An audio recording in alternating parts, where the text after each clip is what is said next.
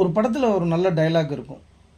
மற்றவங்களை ஏமாற்றணும்னா அவங்க ஆசையை தூண்டணும் அப்படின்னு. அதே மாதிரி தான் மக்களுடைய ஆசையை தூண்டி இந்த திராவிட மாடல் ஆட்சி நிறைய விஷயங்களில் ஏமாற்று வேலையில் ஈடுபட்டிருக்கு.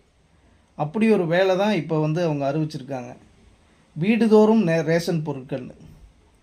வீடுதோறும்லாம் ரேஷன் பொருட்கள் கொடுக்க வேண்டாங்க. கடைக்கு போய் கால் கெடுக்க நின்னா மாதம் மாதம் என்ன போடுறீங்களோ அதை முறையாக போட்டால் போதும்.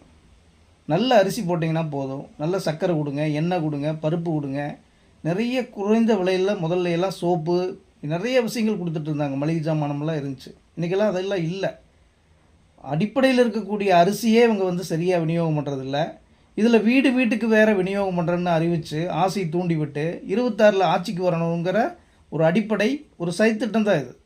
இதுக்கு மக்கள் மயங்கினா அப்புறம் மறுபடியும் இவங்களை காப்பாற்றவே முடியாது. இதுதாங்க திராவிட மாடலுடைய உண்மையான முகம்.